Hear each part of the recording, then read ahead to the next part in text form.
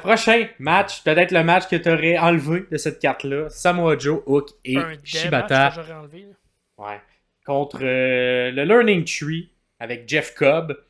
Mhm. Puis Jeff Cobb, comme tu sais, on s'entend qu'on faisait une preview, on annonçait un match, un contre un de Jeff Finalement, c'est Cobb. ça. Finalement, il s'est Même on l'a greffé à ce match-là. rentré dans Ouais. ce match-là. Un peu bizarre. Cependant, Jeff Cobb, je l'ai vraiment beaucoup apprécié dans ce match-là. J'ai trouvé très très bon. Ouais. Jeff Cobb Appelé, est excellent. Il est excellent. était très bon. Là. Les mouvements qu'il sort avec son style, il a comme une shape un peu de Vader, puis il est plus agile cependant, plus high flyer Vader, mais il y a quand même un peu de Ouais. ressemblance entre les deux, fait que je Mhm. l'aime. Il est vraiment particulier, puis il est vraiment tout seul dans ce type de lutteur-là, là. Mhm. Et très efficace dans ce qu'il fait. Il look tout le temps, puis tout a l'air pas mal dévastateur. Là. Oui, Et, oui, un peu à la Brody King aussi, là, où la carrure, la prestance du personnage va être au top de tout pour être capable de tout détruire ce qu'il y a en avant de lui. Là. Euh, la chimie entre Joe, Hook et Shibata, je sais pas de où ça sort, je sais pas pourquoi, quand, comment, ouais. mais ça fonctionne. Ces trois-là ensemble, ils se font rire, ils ont du fun. Le Shibata qui fait le move de Joe de juste marcher Ouais. tranquillement quand quelqu'un dive vers lui. Puis là, Joe qui fait comme c'est mon move! Ça me fait beaucoup rire. Fait que non, j'aime beaucoup.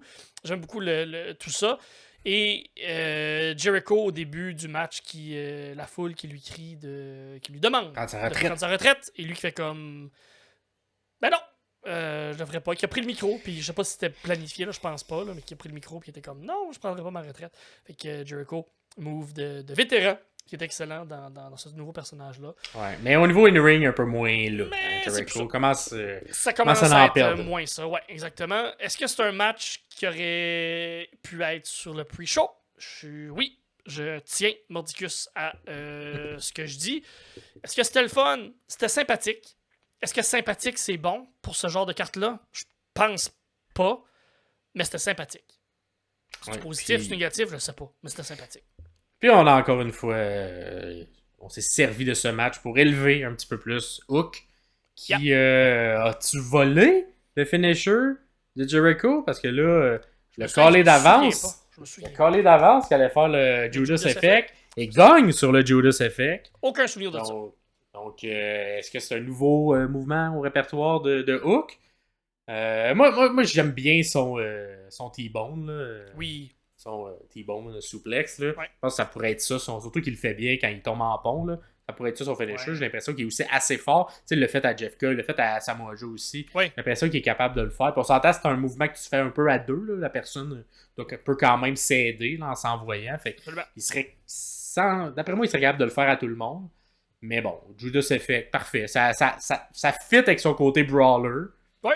Puis avec l'histoire avec L'histoire Jericho. aussi qu'il a raconté, puis Mais... ça peut rester dans son arsenal pour un bon bout. Puis ben, exact. Mais là, clairement, on l'a utilisé comme finisher. Fait que, à ouais. voir si ça n'était qu'une seule fois ou si on Par va contre, revoir ça. l'histoire du Learning Tree, ça doit rester à la télé. Ça n'a pas d'affaire sur un pay-per-view. Je crois que c'est quelque chose qui isolé télé. On n'a pas besoin de voir ça sur un pay-per-view. Bravo, Jericho, de te réinventer, mais c'est ça.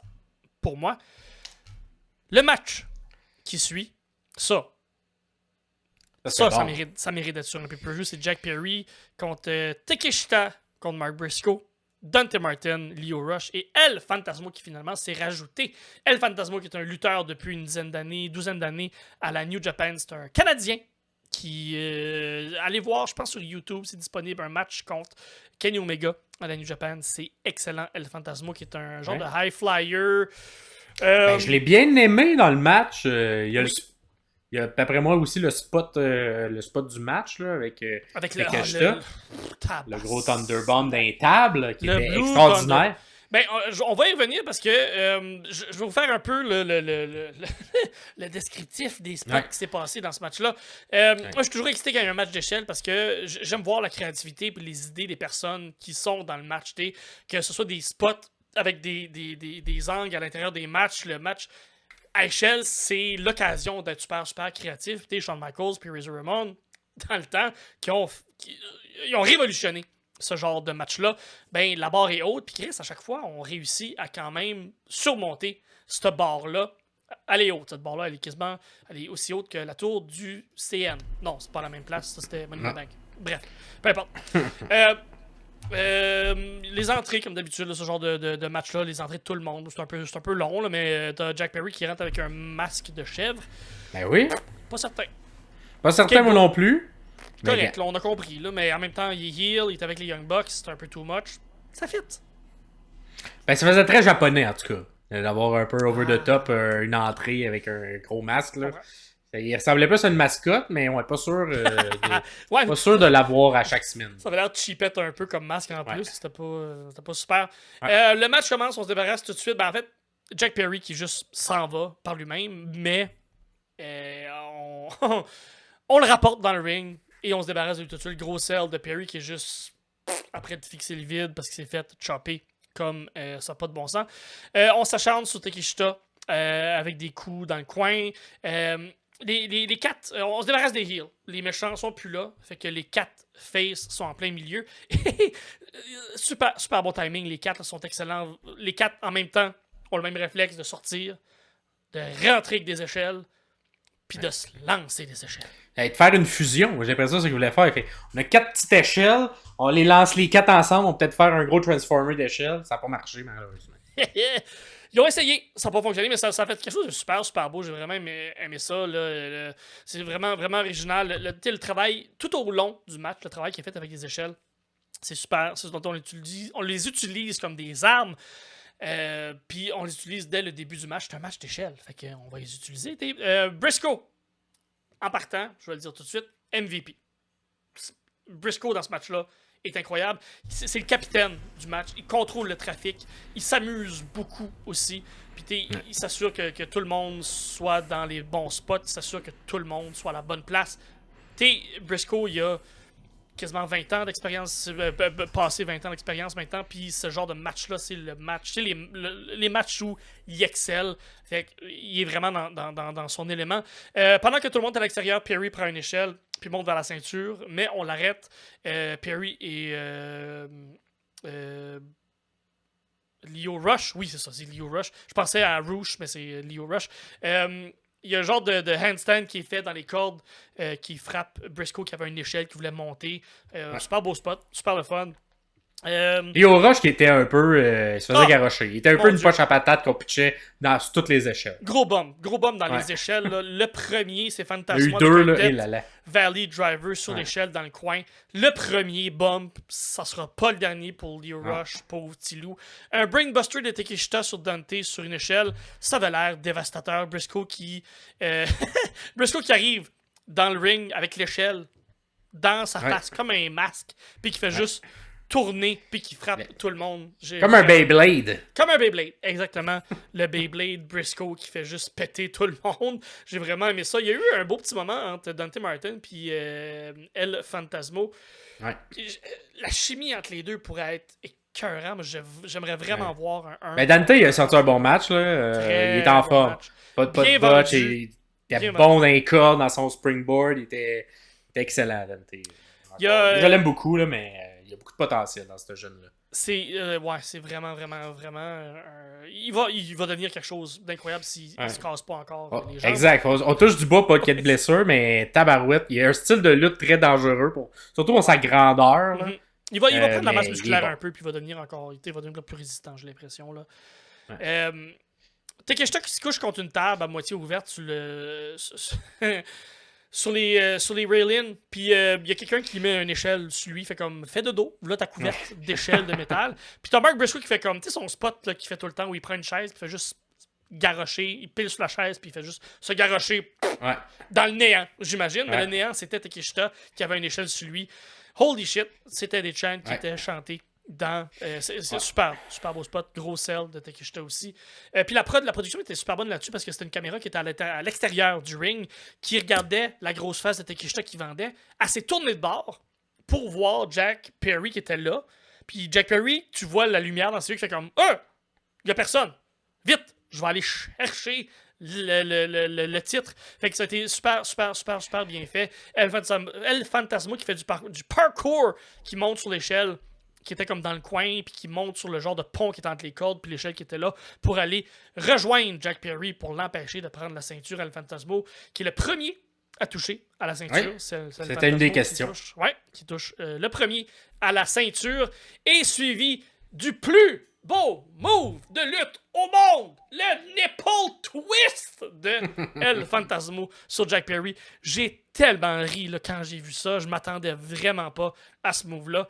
Un beau petit nipple twist. Ben oui. Siffle. Ah oui, siffle. Fait que ça m'a fait bien rire. Dante Martin qui vend sa jambe à ce point-ci. La même jambe qui était brisée il y a peut-être 1 an de tout ça. Fait que je trouve ça vraiment le fun qui continue dans la logique de ce que son corps lui présente, finalement, l'histoire que son corps est comme ça fait mal, continue à le vendre. Jack Perry qui installe une table, puis Dante Martin qui place Jack Perry sur cette table-là, qui vient le knocker, qui le frappe un peu, et qui vient le mettre sur cette table-là.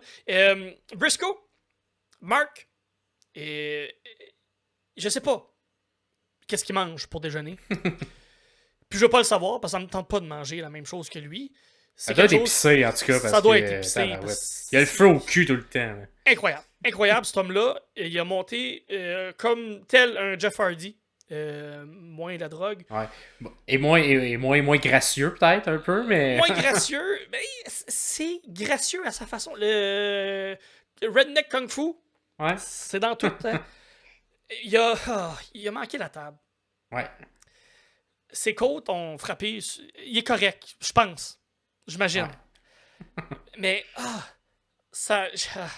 Il est pas jeune. Il est pas mal. Ça fait mal. Ça fait mal. Fait qu'il a sauté du top de l'échelle qui était sur le apron. Une échelle de 10-12 pieds, puis il s'est collé en bas, puis il a manqué la table.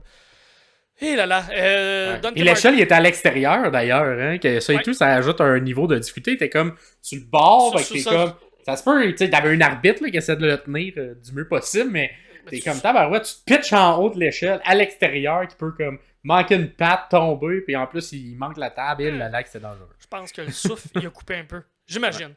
Ouais. Dante Martin contre Lio Rush au top de l'échelle. Les deux super agiles. Takeshita qui vient interrompre tout ça.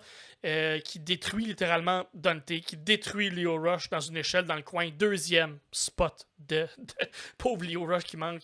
Je pense qu'il s'est blessé dans ce match-là, si je ne me trompe pas. Takeshita qui monte, mais qui monte l'échelle. Mais El Fantasmo qui saute sur la corde, qui saute sur l'échelle pour arrêter une guerre de genoux qui se passe, des coups de genoux qui se donnent. Pick-a-pow, Takeshita qui fait le plus beau Blue Thunderbomb dans des tables. Ouais. Le visuel est incroyable. Tout explose. Les tables, comment ils ont explosé, c'était incroyable et tout. Là. C'était vraiment beau. Vraiment, vraiment beau. Ça se continue dans le ring avec Briscoe qui fait un J-Driller sur Takeshita dans l'échelle, dans le coin. Pas Jay, mais son frère, Mark, a eu de la misère un peu à placer l'échelle, finalement, en bon vétéran, avec comme garde. Ça va être ça. Je te fais le J-Driller. Ça a quand même très, très bien looké. Quand tu manges une échelle d'en face, ça va mal. Mais c'est Briscoe qui monte, puis on pense qu'il va gagner. Il est là. Mark Briscoe. Il va l'avoir, sa ceinture TNT. Et ce qui va se passer, c'est Perry qui a vu dans le futur, je pense. Puis il a fait comme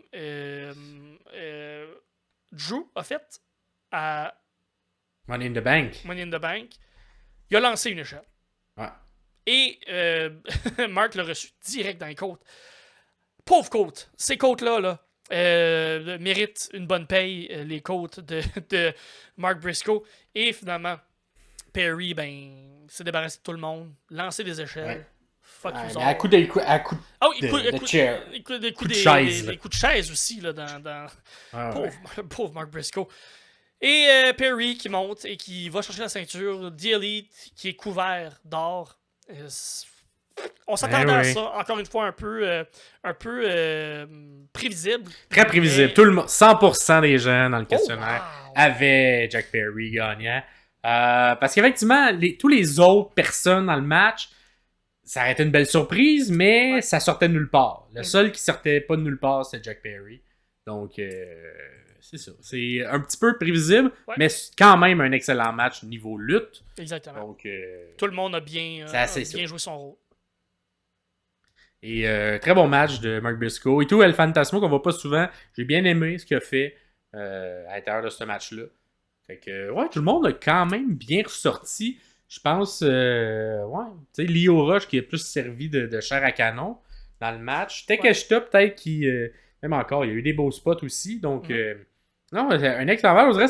On dirait que ça serait quasiment Jack Perry qui a le moins. Au niveau lutte, le moins ressorti, mais c'est lui qui a la victoire. Donc, mais c'est le méchant, c'est le méchant dans l'histoire. C'est normal. Aussi. On va peut-être aussi éviter d'avoir 2 champions back-à-back qui se blessent pendant leur match où ils gagnent la ceinture. Fait que peut-être limiter les gros spots du côté de Perry pour éviter de refaire encore un autre tournoi. Fait que on l'a un petit peu protégé, je crois, dans ce match-là. Fait que ça ressemble à ça pour ce match-là. C'était mon, j'ai bien apprécié. Moi, c'était mon match de la carte. Parfait. Oui, le main event. Mais le main event, c'est sur une autre planète, là. Fait que si j'enlève le main event, c'est mon match de la carte. Ben, c'est un bon choix, C'était bien amené, un bon match d'échelle pour une ceinture. Et prochain match, on a un match pour unifier. Ou peut-être pas unifier, mais en tout cas pour 2 ceintures. Genre... La gagnante part avec tout. Fait qu'on avait Mercedes Moné, qui était la championne TBS de la All Elite Wrestling, contre Stephanie Baker, qui était la Strong Champion féminine du côté de la New Japan. Ben, la personne qui allait gagner, elle a remporté la ceinture de l'autre. Stephanie Baker avait 2 ceintures. Ouais, Baker est championne CMLL et championne New Japan. Exact. Donc seulement la Strong était... Ça, exactement, c'est juste la ceinture de la New Japan qui était. Stephanie Baker, gros coup de cœur. Ben écoute, moi, comme un peu en 2 temps, j'ai l'impression que... Ok, j'aime ça, ok. J'ai vraiment aimé le match, j'ai vraiment aimé Stephanie Baker, mais on dirait, je sais pas si c'est juste moi, on dirait que ça fitait pas la chimie à quelques moments entre les deux.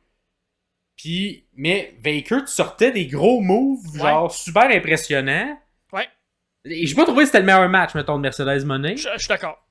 Fait que, mais Baker, parfois, certains de ses mouvements étaient comme plus ou moins réussis à cause que Moné suivait mal un peu le mouvement de Baker.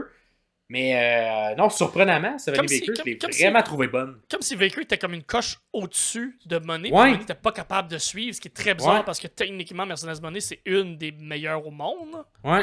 C'était vraiment... c'était comme... Il y a eu des bons échanges entre les deux, mais 2-3 fois, surtout plus en début de match, j'ai trouvé qu'il était comme un peu off les deux.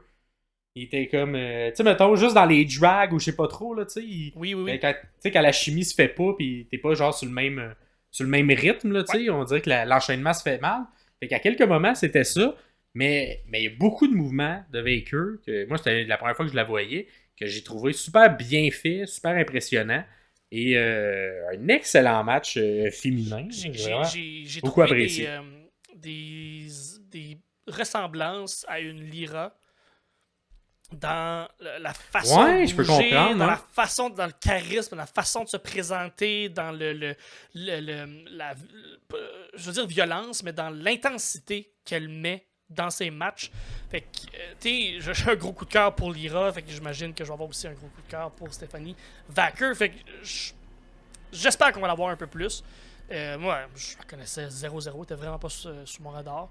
Fait que, très content de faire cette belle découverte-là. Et le match se finit avec une Mercedes Moné qui fait une super beau finish. Super bon enchaînement de son finish suivi d'une soumission. Et... Mais aussi, à l'intérieur du match, là, j'ai bien apprécié. C'est quelque chose qu'on avait déjà vu, mais lorsque Baker met la tête entre ses 2 genoux de Moné, il commence à ramer. Là, ça lookait, là, mon Dieu, c'était très très beau. C'est la personne que j'ai vu faire ce mouvement-là que le mieux fait. Était exactement bien positionné pour que ça ait l'air hyper violent, mais en même temps, c'était hyper sécuritaire. Mais ça lookait vraiment beaucoup. Fait que chapeau à Baker, là, elle a vraiment une bonne manière d'exécuter ce mouvement-là sans que ça soit. C'est violent. Pour le faire sécuritaire. Il y a des bons power drivers, des bons tornado DDT des deux côtés. Cependant, tu sentais la foule que c'était un long pay-per-view parce que ça a Ouais. comme décroché la foule un moment donné. On a préféré se concentrer sur envoyer chier toutes les équipes de Boston parce qu'on était à New York. Ouais. Fait qu'il y a eu des Puis fuck you Monet Celtics. vient de Boston. Fait qu'un moment donné, Exactement. C'est parti. Fuck the Red Sox, tout ça. Ça, c'est un petit peu dommage parce Ça, c'est la qu'évidemment. foule. Ça veut dire que c'est une foule qui est fatiguée. C'est une foule qui est, Ouais.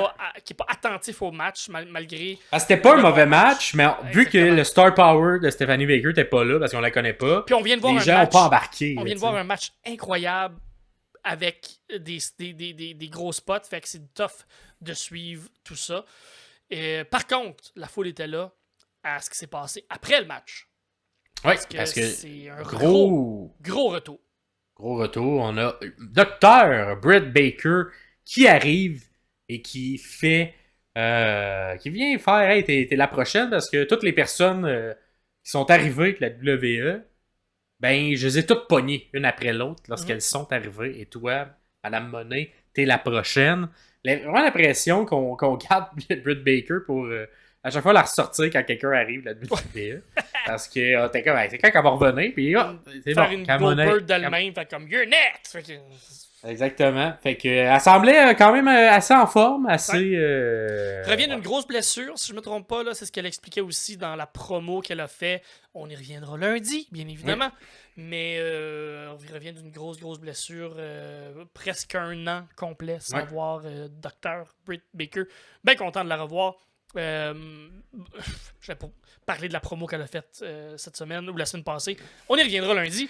Ouais. Mais c'était un bon retour surprise. J'ai popé et j'étais très content de la revoir et j'ai hâte de voir ce match-là. Parce que comme on a vu souvent du côté de Britt Baker, elle te sort des excellents matchs. Elle en avait sorti un très bon aussi quand Saraya est arrivée.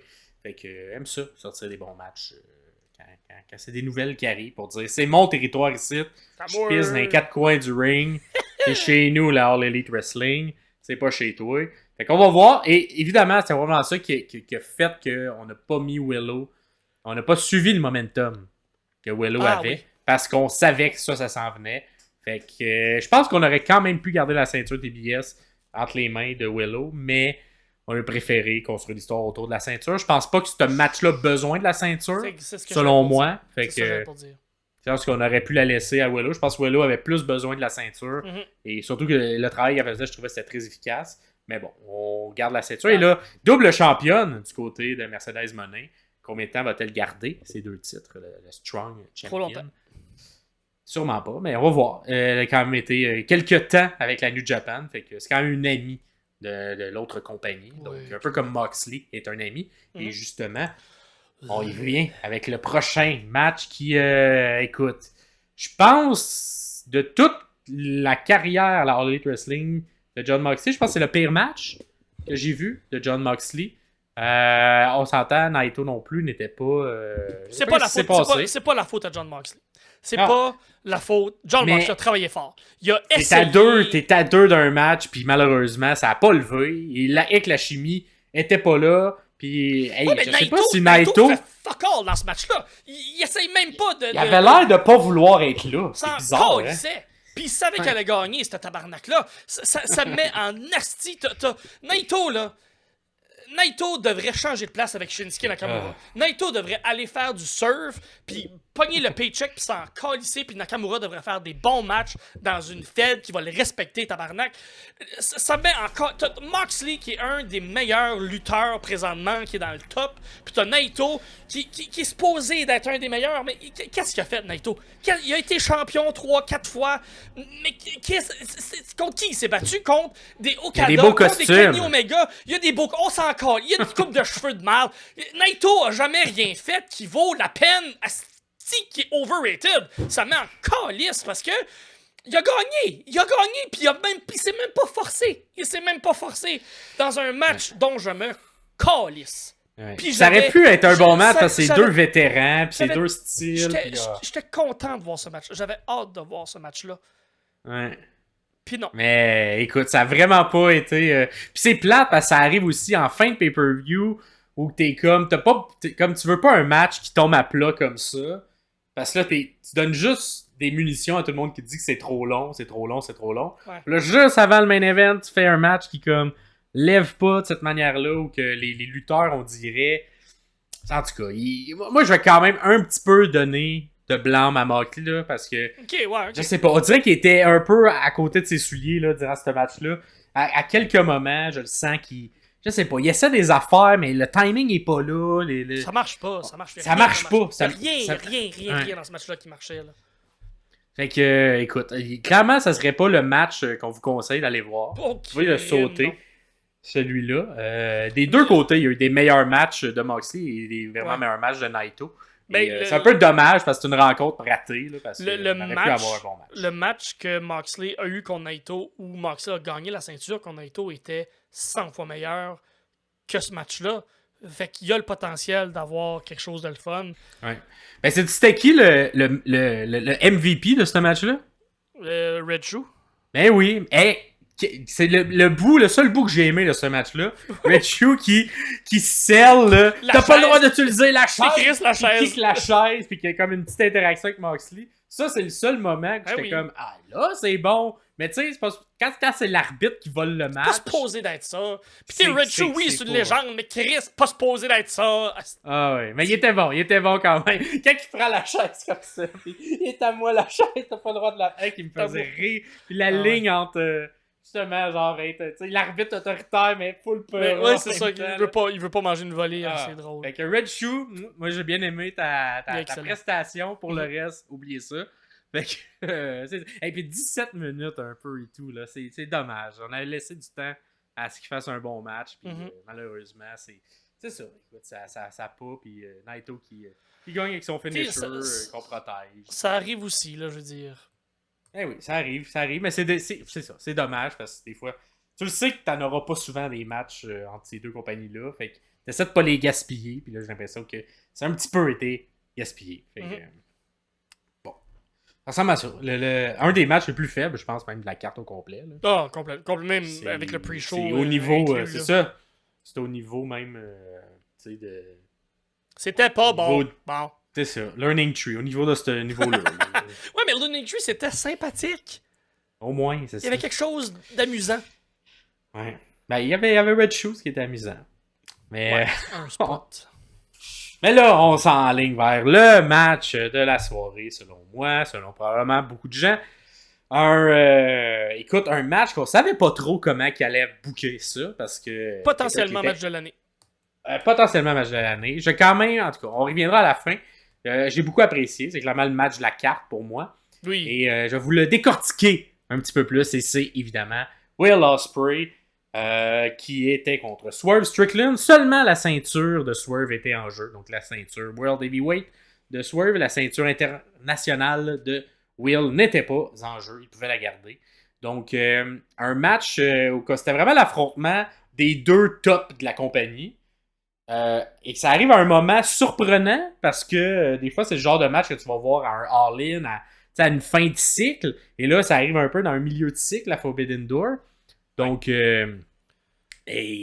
comment on allait s'en sortir pour que les deux paraissent bien. Et je trouve que un des meilleurs bookings de match de Tony Khan depuis quelques temps. Là, moi, je trouve que ça a bien élevé les deux.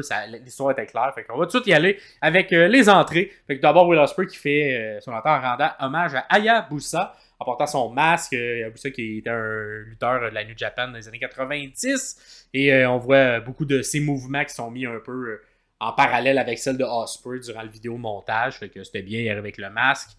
Par la suite, Ospreay un peu comme Kevin Owens et un peu comme d'autres gens. Là. Il y a sa grand-maman qui est décédée un peu plus tôt cette semaine, mais quand même décidé de faire ce match. Fait que dédié un peu ce match à elle, c'est Excalibur qui l'a mentionné. Ensuite, on a l'entrée de Swerve Strickland avec un rappeur que je ne connaissais pas, mais qui clairement était très connu à Long Island. Jim Jones de Dipset. Connaissais-tu, toi? Non plus. Hein? Mais en tout cas, toute la foule connaissait les paroles et il connaissait les catchphrases qu'il avait. Fait que la foule était contente. Fait que quand la foule est contente, ben, c'est correct. C'est comme si tu ferais rentrer genre... mes aïeux au Québec, là, tu sais, mes aïeux qui fait une entrée avec Kevin Owens, ça serait quand même drôle, mais tout le monde à travers la planète ferait que c'est qui eux autres qu'on lisse avec leur violon, mais nous on comprendrait. Ensuite, on commence ça avec un espèce de face-à-face, et rapidement on installe, en fait, c'est coup d'avant-bas pour coup d'avant-bas, fait qu'on s'échange, coup pour coup. Ensuite, Will Et Swerve tente les deux de faire un espèce de head scissor, donc un ciseau de tête, mais Ospreay atterrit sur les mains et land en essayant sur Ospreay et pas Ospreay, sur Swerve, et Swerve également atterrit sur les mains. Fait que les deux sont comme nez à nez. C'est comme c'est ça qu'on nous raconte en début de match. C'est que t'es très haut. C'est les deux meilleurs de la compagnie, puis les deux sont très bons, puis ils sont capables de contrer les meilleurs mouvements de l'autre côté. Par la suite, on tente les deux de faire un espèce du côté d'Ospreay, c'est un wheel kick. Du côté de Swerve, une espèce de son finisher du kick. Mais les deux sont évités. Fait qu'encore une fois, on montre le côté on est égal, puis on se comprend, puis on s'est bien étudié. Puis on installe aussi du côté de Swerve, parce qu'on s'entend à Ospreay, il y a juste une vitesse qui est comme la vitesse ultime, là, à 110-120%. Mais Swerve, il avait comme il était un peu plus cool, là, un peu plus chill dans son style de lutte. Fait qu'en début de match, on le ressent, comme s'il fait des mouvements. Et là, il s'en va sur la troisième pour peut-être enchaîner avec un Swerve Stomp. Mais avant qu'il ait le temps d'aller sa troisième, ben, t'as Ospreay qui a fait un K-pop, qui a fait mon rêve, qui se relève, qui est comme ah non, t'es pas assez vite, mon gars. Là tu te pognes contre du gros calibre là, en ce moment. Tu peux pas être nonchalant. Puis Swerve, il est comme non, c'est bon, va falloir que j'en donne un peu plus. Combat un peu de chop. Un sur l'autre. Fait que on se donne des chops sur le chest, on donne des turns sur le set. Will envoie Swerve à l'extérieur, fait son classique, son espèce de saut en planche en se lançant en springboard. Toujours beau, ça, comme mouvement. Oui. Par la suite, continue de faire des chops d'Ospreay. Il va dans un coin, il fait des chops. Va dans l'autre coin, il fait des chops. Swerve, cependant, contre tout ça, parce que Ospreay, il se met genre un peu sa deuxième pour, je sais pas, faire un swanton ou peu importe, mais Swerve, il pogne sa jambe puis il a la pitch comme ça avec le boom, rentre dans le turnbuckle, reprend l'avantage de cette manière-là. Swerve monte sur la troisième, se pitch un peu à la Cesaro avec un uppercut d'en face d'Ospreay et enchaîne avec sa petite danse de gars cool, de gars qui a confiance en lui, mais il prend quand même la peine, et ça, c'est ça que j'apprécie. Si c'était juste la petite danse, j'aurais pas aimé ça, mais à la fin de la petite danse, il met un genou au sol puis il vend qu'il a mal encore sur le chest des chops qu'il vient de recevoir. Puis là, j'étais comme, ah, bravo, parce que ça montre le côté chill, cool, mais en même temps, est-ce que celui-là, il me fait mal. Il me fait mal, Will. Fait que ça, j'ai bien aimé la petite storytelling qu'on faisait de ce côté-là. Oui, puis j'ai aimé un peu le côté des chops. C'est pas quelque chose que Will fait naturellement ou instinctivement. Puis là, il en a donné, puis j'ai pas eu ça. Ouais, il est plus avant-bras d'habitude, Will, que des chops. Par la suite, Swerve enchaîne avec 3 neckbreakers. Bang, 3 neckbreakers. Le dernier, il est fait d'un corps par Cloud. Ça look parce que c'est Ospreay. Ospreay est capable de vendre ça super bien. Par la suite, encore un coup pour coup. Fait que les deux, on se donne des coups d'avant-bras. Ospreay reprend le dessus avec une espèce de... Tu sais, il va dans les cordes, à ses mains, et là, fait une espèce de jump kick, sa tête en pellet kick. Puis, bref, reprend l'avantage de cette manière-là. On va par la suite à l'extérieur. Ospreay envoie... Swerve envoie Ospreay, mais là, Ospreay saute par-dessus la barricade. Je pense qu'il était supposé atterrir sur ses deux pieds, comme sur la barricade, mais il manque, fait que il va trop loin. Oui. Fait que, je pense qu'il était supposé atterrir sa barricade. Il était plus loin, mais il s'est quand même il s'est bien repris. Là, il s'est très bien repris parce qu'il fait un petit allô. Allô, Swerve, je suis rendu ici. Fait que là, Swerve, il fonce dessus. Et là, c'est là qu'il y a comme...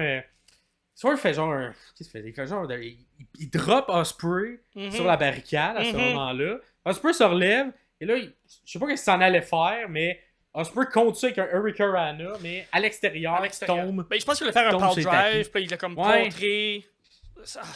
Puis on va revenir parce que le pipe drive, il réussit plus tard. Mais tu sais, on est comme sa barricade, fait que t'as pas beaucoup d'espace là, à cet endroit-là pour le faire. Ils vont faire aussi un spot sur une barricade plus tard dans le match aussi. Là.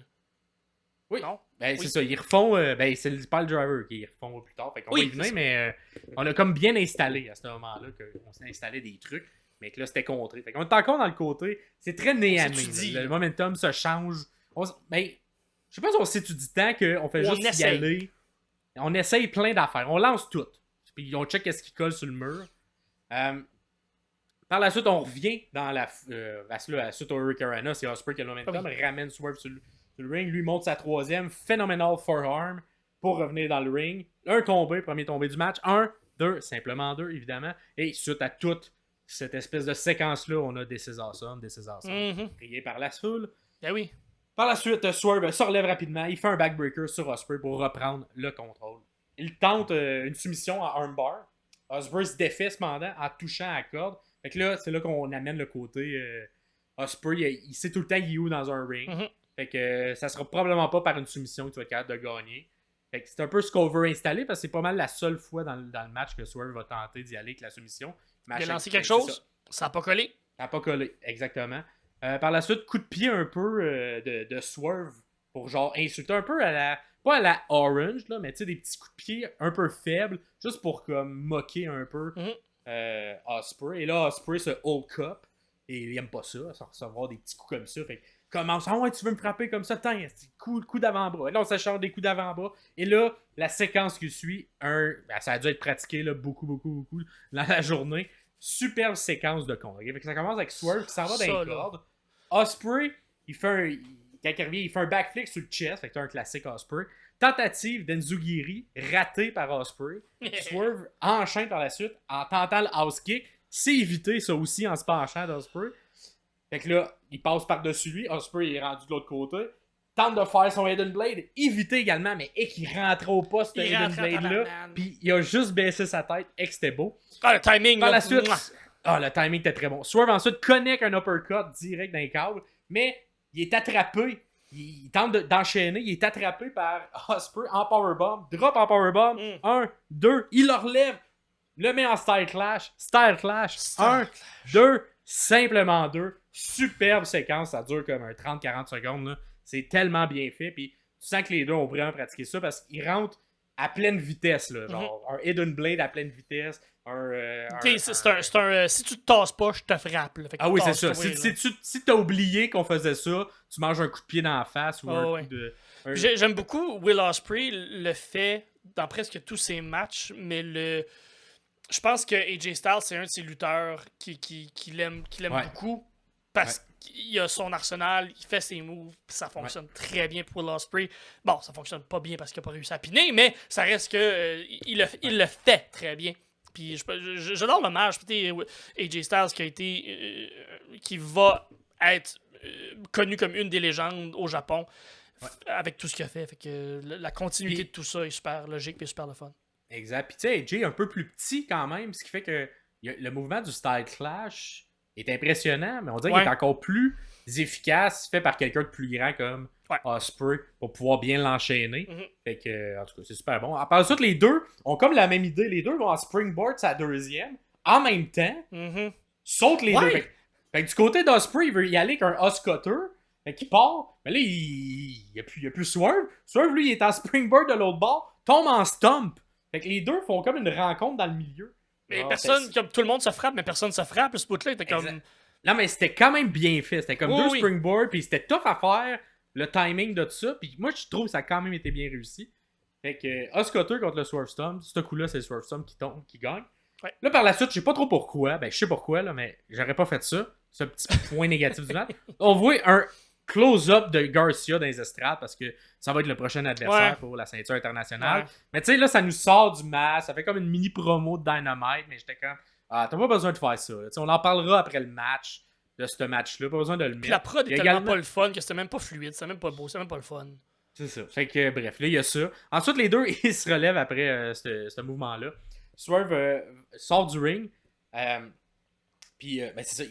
Il s'attaque, mais là, il veut comme plonger, mais il plonge... qui faisait ça? C'était... Hero faisait ça, là, tu sais. Il lande sur les mains sur le bord du ring pour faire une front flip par en avant. C'est beau, là. Fait que Swerve sort du ring de cette manière-là. C'est super bien fait. Il va par la suite sur la troisième un peu se frapper vers l'extérieur, mais ils vont aller dans le ring et là, il se met en position Angle Slam. Un immense Angle Slam de la troisième. Genre, il pitch. Genre, pendant qu'il est au sommet de la hauteur qu'il peut aller, il lance en plus Ospreay il va atterrir. Comme on dit, il est vraiment comme à ça, genre au-dessus des épaules d'Ospreay. Swerve, il le touche plus, là, mais en tout cas, un gros Angle Slam qui aurait probablement. Kurt Angle aurait gagné son match s'il avait fait ça. Une avalanche Angle Slam de là. Mais là, comme c'est pas leur move, non, ça fonctionne pas. Les deux sont morts. On retourne par la suite sur le bord du ring, mais de l'autre côté, du côté de la table des commentateurs, heel kick de Ospreay qui rentre tout le temps bien. Puis surtout avec la prise de vue que c'est fait, là, tu vois vraiment comme si le kick qui vient rentrer par en arrière. Il va enchaîner encore une fois avec son Oscutter, tente le Oscutter, mais c'est encore une fois contré. Il va juste le pitcher sur le bord du ring. Ça fait mal sur le apron. Swerve par la suite, il se dépêche, il monte sa troisième, il veut faire le stomp sur le bord du ring, mais Ospreay il se tasse. Puis il s'en va vers la table des commentateurs. Swerve il fait, c'est pas grave. On va revirer de bord. Fait un swerve sur la table des commentateurs. Je pense que la table était peut-être supposée casser. C'est un peu Ospreay qui se pitch dans le stomp. Fait que ça, c'était comme... Mais je pense qu'il n'y avait pas le choix. Mais un holy shit à ce moment-là parce que... Tellement.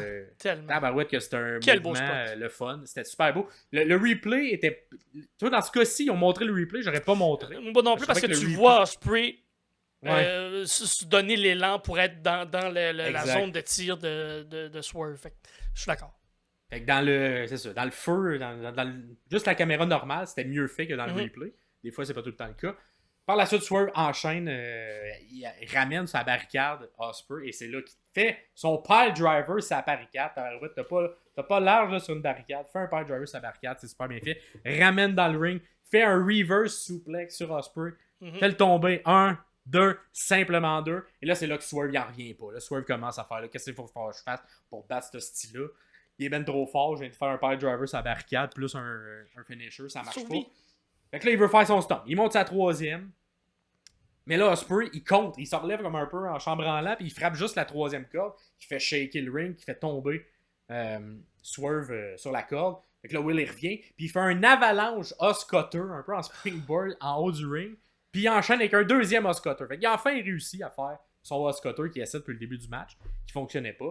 Fait que là, il a comme, ben, c'est bon, il va faire, il va le piner. Il pine 1, 2, simplement 2, parce qu'on est à la All Elite Wrestling, et un finisher, ça vaut pas grand-chose à All Elite Wrestling. Will tente un Hidden Blade, mais Swerve, il lève ses bras, fait comme, ça y fait mal, mais il bloque avec ses bras. Pareil. C'est beau, ça c'est bien, c'était bien pensé, c'était bien. Moi, j'aime ça quand ils font ça. Moi aussi, c'est quand même bien fait. Fait que là, Will, il porte un espèce de back heel kick à la tête de Swerve. Tente encore une fois son Oscutter, mais Swerve, il l'évite. Puis, il pogne en soumission en tirant le bras par en arrière, genre Ospreay, comme pour y casser le bras. Là. Mais il est plus fort que ça, Ospreay. Il réussit à renverser pour faire un espèce de petit paquet. 1, 2, simplement 2. Évidemment, ça n'allait pas se finir sur un petit paquet. Will, par la suite, il fait un autre Storm Oscutter. Fait un troisième Oscutter. Enchaîne ça avec un Stormbreaker. Fait le tomber. C'est terminé. 1, 2, simplement 2. Peux-tu croire, esti? Il a fait 3 Oscutter, un Stormbreaker. Pas assez pour battre Swerve. Et là, pendant que tout le monde est mort, encore une fois, on nous sort du match. On nous montre MJF qui est en coulisses, qui regarde le match. Qui regarde la télé. J'aurais pas fait ça encore une fois. Ça sonne un peu plus match de semaine quand on fait ça. Mais bon, il décide de le faire dans la réalisation. Fait que là, Will, il est comme, ok, bon, ben, si mon Stormbreaker, tu veux kick out de ça, pas le choix. Faut que je tente mon Tiger Driver. Je l'avais dit, je le ferais plus, mais là, j'ai pas le choix. Il kick out à tout. Place Swerve, le call, m'a fait le Tiger Driver. Place Swerve en Tiger Driver, le lève, mais là, Swerve, il compte sur un super beau contre dans le momentum du Tiger Driver qui retourne et qui fait un petit paquet. Et c'est le compte 1, 2, simplement 2. Il se relève, Swerve fait un Hidden Blade, comme Will le fait d'habitude. Il vole son finisher. Après, il se dépêche, il s'en va faire un Swerve Stomp. Il se pitch, mais Will, il s'écarte à la dernière seconde. Évite le Swerve Stomp parce que ça aurait peut-être été fini là. Puis, Will, à son tour, fait un Hidden Blade. Mais là, il se penche, Swerve. Puis, boum, direct dans l'arbitre. Paul Turner, il mange le Hidden Blade. Fait que là, il n'y a plus d'arbitre. Qu'est-ce qui va se passer? Il n'y a plus d'arbitre. Il y a du monde ringside. Là, t'as Callis qui arrive. C'est ça, Callis était au commentaire. Ben oui. Callis était au commentaire. Il est comme, ok, ben, c'est peut-être mon Q. Mais avant son Q, Swerve, il fait un reverse Rana, la troisième. Mais Will, il atterrit ses mains. Il fait une espèce de front flip par en avant. Fait que le reverse Rana ne fonctionne pas. Puis c'est là que Will, il porte un Hidden Blade. Tente le pin. 1, 2, 3, 4, 5. Il n'y a pas d'arbitre. On s'en fout. Je pourrais compter jusqu'à 1000. Fait que là, c'est là que Callis y arrive. Il est comme, hey, on revient. Tiens, pogne mon tournevis. Je suis un plombier. J'ai mes outils. Pogne mon tournevis. Frappe-les qu'un tournevis. Puis là, Will, c'est pas trop, il faut que je le fasse, puis je le fasse pas. Là, t'as Nana qui arrive, lui, tout, il est ringside, hey, lâche-le, lâche-le. Et là, ils se battent un peu, les deux GM. Callis, Nana pousse Callis au sol. On dirait que ça vient chercher quelque chose en dedans de Will.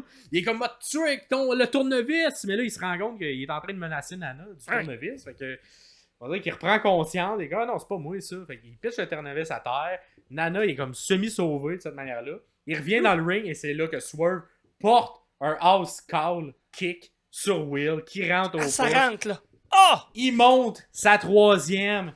Il s'en va faire Swerve Stomp. Tombe. Là, Swerve Stomp connecte. Pendant ce temps-là, on appelle une arbitre. L'arbitre arrive, fait le compte. 1, 2, simplement 2. Voyons, esti, qui kick out de cet enchaînement-là. Il arrivera pas. 2 finishers. Qu'est-ce qu'il va falloir faire pour battre Will Ospreay? Moi, à ce moment-là, je savais plus où ça s'en allait. J'étais comme, si tu fais kick out à ça, ça va être Will qui va gagner. Sauf que là, on a un excellent sell de Will. Ouais. Qui, clairement, il a kické out, mais il est plus là. Il est plus là. Il y a comme, ça, c'est le réflexe, ça. Il y a une commotion cérébrale, il est plus là. Il se relève un peu tout croche. Il sait pas trop quoi faire. Un peu sur le regard narquois de Swerve, qui le regarde. J'ai bien aimé le sell de ça. Fait que là, il est comme, let's go, j'essaye. Je m'en vais faire un Hidden Blade. Tente le Hidden Blade, mais il est comme attrapé. Comme Swerve, ça y fait pas mal le Hidden Blade parce qu'il n'y a plus d'énergie. Il l'attrape, il fait bravo. Tu t'es bien battu, mais là, c'est le temps que tu meurs. Tellement bien. Fait tellement un house. Fait que là, refait ben, là, il a tout essayé. Il a déjà refait un house call kick. Il est comme, bon, qu'est-ce qui me reste à mon répertoire? Il reste le dernier finisher que je sors jamais, sauf une fois de temps en temps. Le Big Pressure, qui avant, je pense que ça s'appelait le GML Driver. Ils l'ont appelé le Big Pressure. Fait qu'il fait un house call, pogne en Big Pressure, il pète, qui ressemble, en tout cas, c'est dans le même style qu'un Tiger Driver, mais il flippe par en avant un peu, là, au lieu de flipper par en arrière. Fait le pin, 1, 2 et 3. Tout pris, mais Swerve remporte la victoire. 27 minutes de match. Et après le match, on a du beau sell de tout le monde parce qu'Ospreay, il est comme... Il est plus là, puis là, les médecins y arrivent, ils le réveillent. Puis là, quand il se réveille, il demande tout de suite à l'arbitre, ah, c'est fini, j'ai-tu gagné? Puis là, l'arbitre, on dirait qu'il dit genre, non, t'as perdu. Puis là, il est comme, puis là, il vend comme s'il était triste d'avoir perdu, puis qu'il en revient pas. Fait que super bon travail de Will Ospreay pour rendre plus fort l'autre côté. Puis un Swerve qui, malgré la victoire, décide quand même d'aller faire une petite tape sur l'épaule, faire good job, mon gars, une petite poignée de main. Ouais. Et t'as Kyle Fletcher qui arrive. Et là, j'étais comme, il va-tu avoir un turn? Et non, rien, pas de turn, pas rien. On a fini avec ça. Don Callis qui va consoler. Et Kyle Fletcher qui vient consoler son bon ami Will. Et Swerve qui célèbre. Mais là, enfin, même s'il y a eu trop de finishers qui ont été kick-out, dans ce match-là, ça me dérange moins parce que c'est les deux top stars. Fait que ça, t'as le droit, dans un match comme ça, de rencontre. Dans une rencontre de grands. J'aurais peut-être pas fait comme le bout où il enchaîne le house kick plus le Swerve Stomp, puis qu'il y a un kick-out. J'ai popé au kick-out, mais j'étais comme... Ça fait beaucoup de choses pour que Will kick out de ça. C'est quand même beaucoup d'accumulation de... Ouais. Mais j'ai aimé que Will, cependant, quand il se relève, il est plus là. Ah oui, oui. À partir de ce moment-là, le match est terminé. Il a kické out, mais c'est juste pour te faire manger plus de finishers pour qu'enfin tu te fasses spinner. Fait que j'ai quand même apprécié toute cette fin-là, malgré tout. Un excellent match et enfin un match qui rend les lettres de noblesse à Swerve Strickland, qui je trouvais avait peut-être un règne un peu faible comme champion, mais là, ce match-là vient de l'établir comme étant le monstre à abattre parce qu'il vient de détruire le gars qui avait une fiche parfaite, qui était invaincu encore jusque-là, et quand même de manière convaincante et de manière clean aussi. Parce que c'est plus Will qui a essayé de tricher à l'intérieur de ce match-là. Et ça lui a coûté peut-être la victoire. On s'entend, on a eu le petit moment où il rentre de Hidden Blade, il n'y a pas d'arbitre. Peut-être s'il y avait eu un arbitre, il aurait gagné à ce moment-là. Ouais, mais c'est une façon de protéger. C'est une façon de protéger le lutteur là, quand on fait ça. Fait que... Ouais, mais un excellent match, très bien construit. Je pense que j'ai préféré quand même Danielson Ospreay en début d'année. Lors de c'est quoi, Dynasty. Ouais. Mais un excellent match. Et Swerve, qui encore une fois, il sort pas de mauvais match vraiment. Il est très très bon. Je le bookerais un petit peu plus fort dans ses finishers. Mais là, on dirait que son nouveau finisher du Big Pressure, qui est un vieux finisher qu'il avait, j'ai l'impression que c'est celui-là qu'on va protéger pour vrai. Quand il va le sortir, celui-là, là, c'est terminé pour vrai. Fini. Mais le House Kick et le Swerve Stomp, clairement, il en faut plusieurs avant. Il le fait, c'est ça. Fait que, toi, ton appréciation de ce match-là? Mon feeling, quand le match a terminé, c'est que je suis rentré dans le match en tabarnak. Pour tout ce qu'on a discuté avant. Un peu déconnecté, un peu... c'était un long pay-per-view, un match de boîte entre Naito puis Moxley. Fait que j'étais un peu plus là, j'étais un peu... plus ça avance, plus le match se déroule en avant de moi, plus je suis impliqué, plus je suis là. Fait que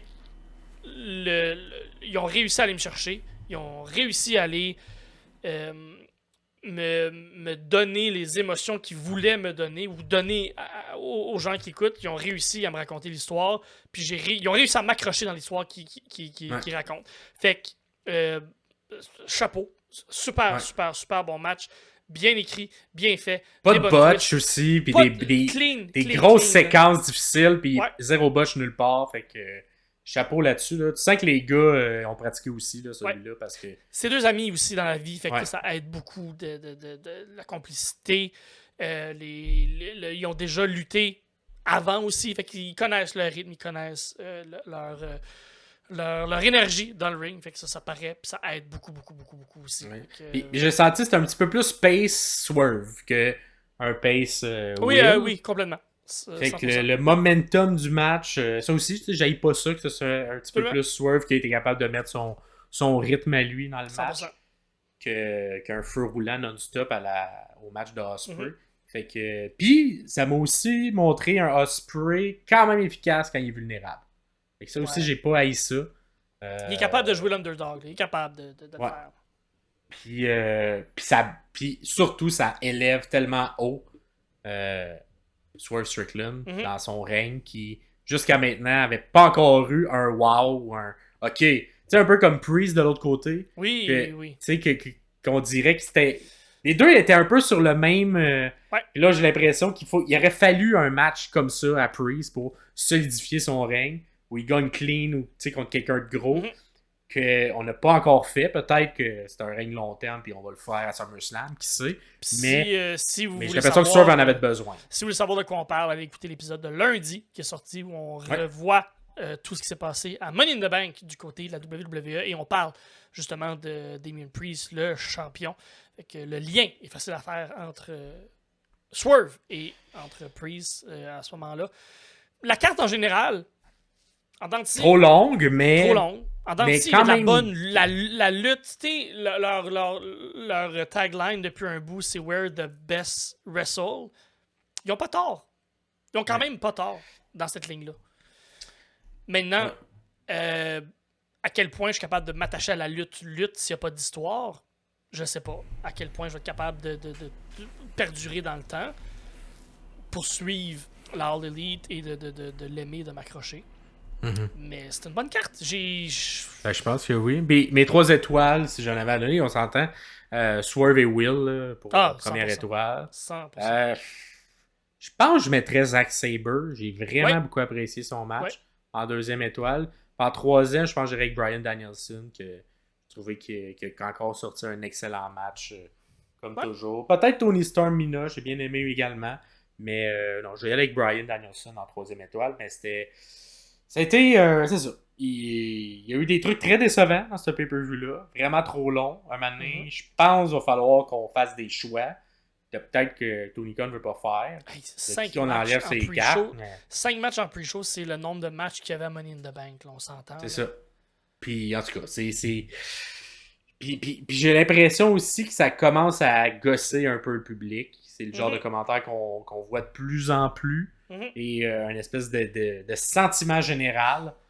Fait que c'est pas grave que ça soit aussi long quand c'est des gros événements, comme All In, mettons, ou comme WrestleMania, où c'est des grosses cartes. Mais tes pay-per-view entre 2 gros événements, tu peux te permettre que ça soit un peu plus court. quitte à le fêler sur 2 jours à la place, parce Ben que oui, là, ben oui, ben oui, ben oui. ça devient beaucoup trop long pour, Ben oui. pour une carte que malheureusement, tu sais, mettons, Stephanie Baker contre Monet, ça a été un bon match, mais on la connaît pas, Stephanie Baker. Elle a pas été vraiment construite, puis le match, c'était quand même assez clair que ça s'en allait du côté de Monet. Ben oui. Fait que, on dirait que si t'es pas un fan hardcore, tu vas pas suivre ce match-là. Tu vas faire, c'est juste un match comme les autres. Pourquoi il est sur la carte? Je m'en fous un peu. Je suis très d'accord. Je trouve que c'est le défaut un peu d'avoir des longs pay-per-view comme ça, avec plein de matchs qui sont plus ou moins construits également. Fait que, en tout cas, on va voir si Tony Khan écoute les... Parce qu'on n'est pas tout seul à dire ça. Beaucoup de gens, ça semble être de plus en plus si vous avez, répété par plein de gens. Si vous avez le contact de Tony Khan, vous lui enverrez des clips de nous autres. Ouais, vraiment. Vous écoutez avec les sous-titres en anglais là, pour qu'ils comprennent. Maintenant, hey! Exact. Mais somme toute, j'ai eu du plaisir. Même si c'était un peu long, j'ai quand même eu beaucoup de plaisir. Ça ressemble à ça. Fait que vous, dites-nous comment vous avez trouvé ce Forbidden Door-là, 2024. C'était correct. C'était haut et bas. Des très hauts, des très bons hauts, des bas très bas également. Des hauts et des bas. Des hauts et des bas. Fait que de l'autre côté, on se revoit la semaine prochaine avec notre prochain épisode où on va revenir quand même sur un bon 2 semaines de lutte. Oui.